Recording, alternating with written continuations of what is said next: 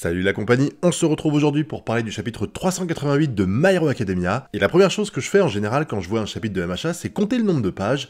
Et cette semaine, on en a eu 11. 11 pages. Alors c'est vrai qu'au premier abord, quand j'ai regardé ça, j'ai fait putain mais il se fout de notre gueule. 11 pages seulement, même si je sais qu'en général, ces pages elles sont ultra quali. Je préfère avoir 15 pages super belles, plutôt qu'avoir 20 pages avec des dessins limite faits sous paint, quoi, c'est clair. Et je citerai pas de manga. Je vous vois venir, je ne citerai pas de manga. Je pense que vous en avez tous en tête à ce moment-là. Mais je vais vous dire, au final, ces 11 pages, elles étaient super intéressantes, ultra quali, il y avait rien à acheter, et finalement, est-ce que c'est pas mieux comme ça? Est-ce que c'est pas mieux d'avoir 11 pages qui racontent des choses qui permettent de faire avancer l'intrigue, plutôt qu'en avoir 20 avec 5 qui sont complètement inutiles? Et là, en fait, Horikoshi nous donne la réponse, avec un chapitre que je trouve extrêmement intéressant. Alors, on va essayer de prendre les choses point par point. Je vais commencer par ce qui vous intéresse sans doute le moins, hein, c'est pour vous hyper un petit peu. On va d'abord parler de ce qui se passe dans le souterrain, et en plus, ça permet d'expliquer un petit peu la situation dans laquelle on est actuellement avec Dabi et Endeavor, et on voit les gens qui fuient avec une héroïne qui dit « Ils ont détruit le système, inutile de le redémarrer ».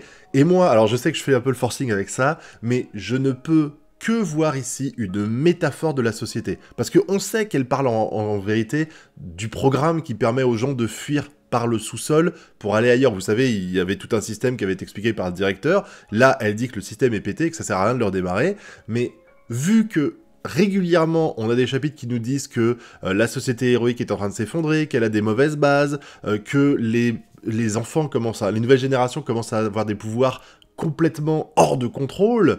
Pour moi, quand elle explique ça, la première chose, mais vraiment la première chose que j'ai compris de cette phrase-là, c'est qu'elle parlait du système actuel de la société. Bon, après, en lisant, j'ai compris qu'elle parlait effectivement du sous-sol et du système d'évacuation, mais on est d'accord.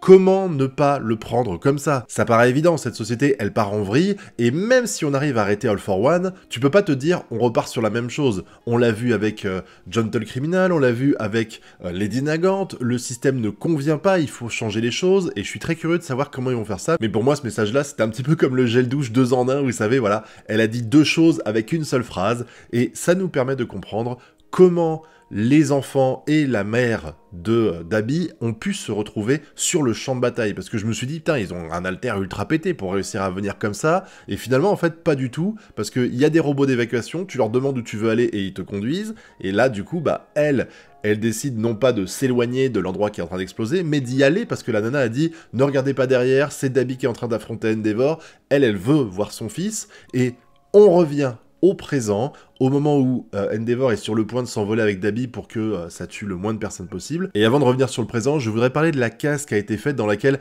on voit le regard de Rei, mais qu'est-ce qu'il est bien fait. Il y a le plan large comme ça où on voit sa tête dans la globalité, et après celui qui est en focus sur son regard, c'est magnifique. Je sais pas comment le décrire, moi j'ai adoré cette scène, elle explique tout. Quand tu vois ça, tu te dis, ok, elle va y aller, c'est sûr et certain, et du coup, bah, elle y va, comme on avait vu au chapitre précédent, on s'arrêtait à ce moment-là, où elle était ici, et on se posait plein de questions, et ces questions vont plus ou moins trouver une réponse ici, parce que on va avoir un talk no jutsu hyper court, hein, il faut le reconnaître, avec Rei qui va parler, il y a aussi son frère qui va parler en disant ne cause plus d'ennui, et lui il va dire un truc qui m'a vraiment choqué, c'est quand il l'a appelé maman. Parce que c'est vrai que jusqu'à présent, à chaque fois, tu sens qu'il considère plus vraiment ses parents comme ses parents, qu'il s'était clash avec sa mère dans le flashback, on l'avait vu, donc on sait, enfin moi pour moi, il lui en voulait aussi. Il le dit d'ailleurs quand il est gamin qu'il lui en veut parce que elle laisse faire cette situation-là avec Endeavor et lui, et là en fait t'as l'impression que il est touché qu'elle soit là.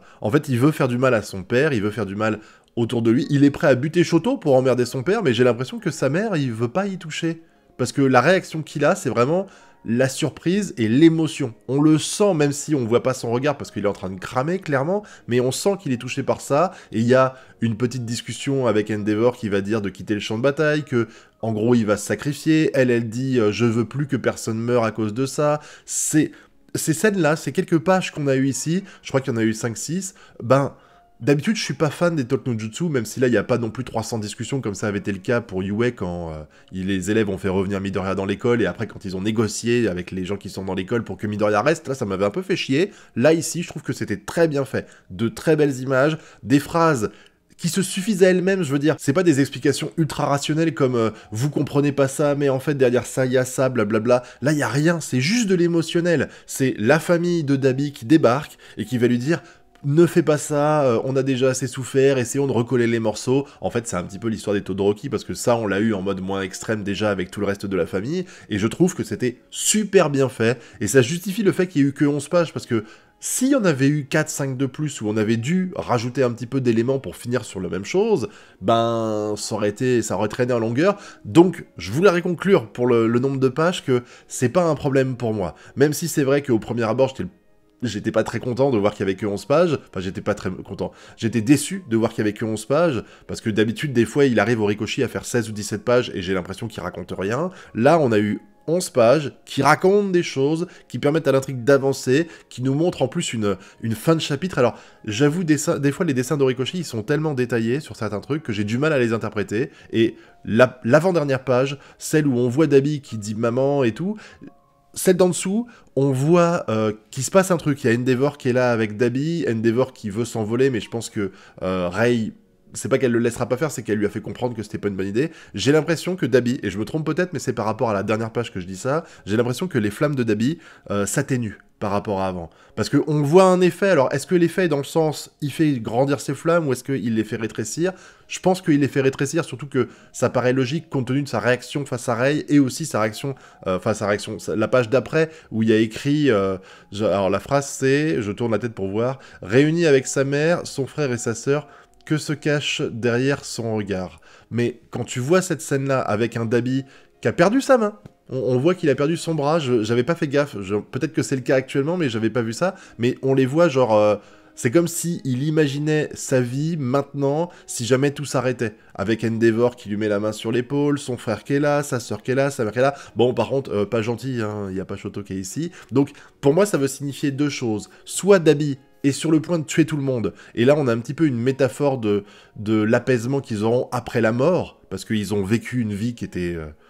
dur dans la famille Todoroki, donc c'est pour ça qu'il n'y aurait pas Shoto. Ce serait l'explication pour laquelle il n'y aurait pas Shoto, c'est que là c'est genre, ils vont exploser, et après l'explosion, bah en fait, c'est un peu, vous avez eu ça un petit peu avec SNK, quand quelqu'un meurt et qu'on voit les gens autour de lui, du style, bienvenue à la fête camarade, limite, ça fait un petit peu, on a vécu une vie de merde quand on était vivant, parce que notre famille, elle se décomposait, c'était la merde, on devait toujours le paraître avant tout, le besoin de se montrer héroïque, d'essayer d'avoir une descendance héroïque également, et là, c'est, la mort nous libère de ça.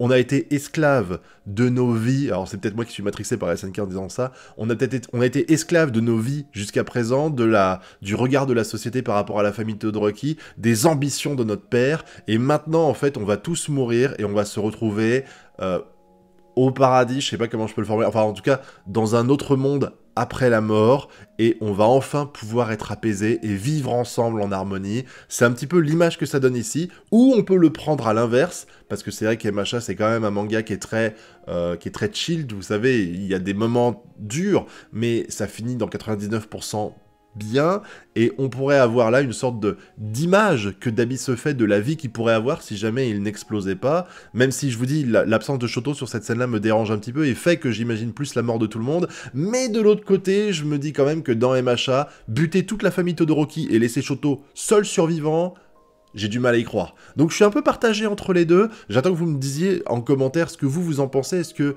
c'est comment vous interprétez cette dernière page? Parce que moi, je vous avouerai que je sais pas de quel côté trancher entre les deux. En tout cas, chapitre court mais efficace, avec des super dessins, une intrigue qui avance, même si je suis toujours déçu de pas avoir des nouvelles de All for One et de Shigaraki depuis très longtemps maintenant, mais si ça doit être la conclusion de l'arc Todoroki, eh ben je trouve qu'elle est surprenante, parce qu'on s'attendait tous à encore une fois un combat Shoto, j'avais parlé du fait que Dabi allait peut-être aider à affronter All for One et compagnie, de côté de Shoto, avec Shoto et Midoriya, tout ça, et puis Shigaraki. Finalement, on a l'air de partir sur autre chose, mais pas forcément autre chose de moins bien, juste que c'est surprenant, je m'imaginais pas ça. Je sais pas vous, est-ce que vous vous imaginez que ça pourrait finir comme ça? Soit avec toute la famille Todoroki, sauf Shoto qui meurt, soit avec Dabi qui se calme grâce à sa mère, son frère et sa sœur, et qui reprend un petit peu le cours de sa vie, même si ça me paraît difficile quand même. Le mec a été un meurtrier de fou, l'imaginer demain pouvoir vivre en harmonie avec eux, ce serait encore une fois un happy end qui serait complètement incohérent, mais... pourquoi pas, hein, il y a eu des choses comme ça déjà dans MHA, le traître de Yue, visiblement, il va aller très bien et il n'y aura pas de conséquences derrière, j'ai l'impression en tout cas, on verra ça, mais ce chapitre, très réussi, très bien.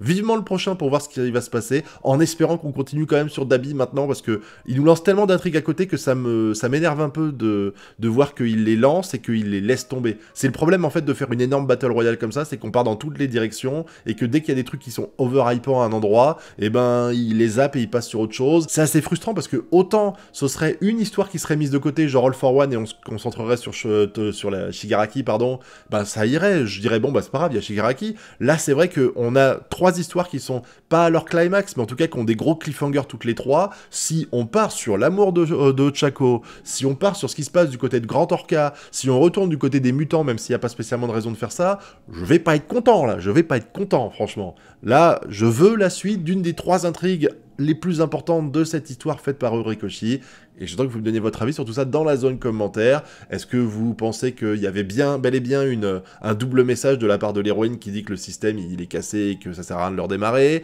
Est-ce que vous pensez que la famille Todoroki va mourir dans son intégralité, sauf Shoto? Ou est-ce que vous pensez que ça va finir en talk no jutsu et qu'ils vont être amis, ils vont s'aimer fort jusqu'au bout de leur vie? Dites-moi tout ça, puis n'oubliez pas le pouce bleu, l'abonnement et le partage. Nous on se retrouve bientôt pour de prochaines vidéos. Tchuss!